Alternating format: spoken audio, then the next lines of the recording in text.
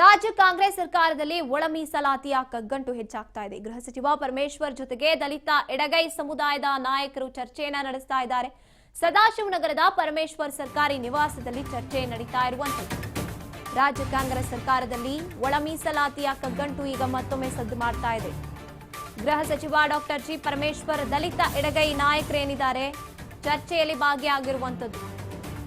ಪರಮೇಶ್ವರ್ ಅವರ ಸರ್ಕಾರಿ ನಿವಾಸದಲ್ಲಿ ಗೃಹ ಕಚೇರಿಗೆ ಸಚಿವ ಮುನಿಯಪ್ಪ ತಿಮ್ಮಾಪುರ ಅವರು ಕೂಡ ಭೇಟಿ ನೀಡಿದ್ದಾರೆ. ಆಂಜನೇಯ ಶ್ರೀನಿವಾಸ್ ಅವರು ಕೂಡ ಭಾಗಿಯಾಗಿರುವಂತದ್ದು. ರಾಜ್ಯ ಕಾಂಗ್ರೆಸ್ ಸರ್ಕಾರಕ್ಕೆ ಈಗ ಒಳ ಮೀಸಲಾತಿಯ ಕಗ್ಗಂಟು.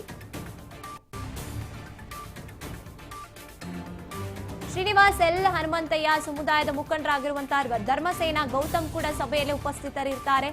ಈಗ ಒಳ ಮೀಸಲಾತಿಯ ವಿಚಾರವಾಗಿ ಚರ್ಚೆಯನ್ನ ನಡೆಸ್ತಾ ಇರುವಂತದ್ದು. ಡಾಕ್ಟರ್ ಜಿ ಪರಮೇಶ್ವರ್ ಅವರ ಸರ್ಕಾರಿ ನಿವಾಸ ಏನಿದೆ ಸದಾಶಿವನಗರದಲ್ಲಿ ಚರ್ಚೆಯನ್ನ ನಡೆಸ್ತಾ ಇರುವಂತದ್ದು. ಸಭೆಯನ್ನ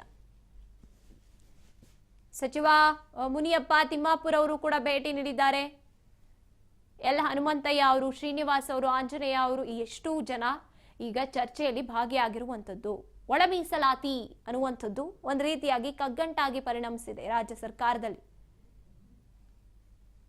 ಇದ್ರ ಬಗ್ಗೆನೇ ಚರ್ಚೆಯನ್ನ ಮಾಡೋದಕ್ಕೆ ಗೃಹ ಸಚಿವರ ನಿವಾಸದಲ್ಲಿ ಈಗ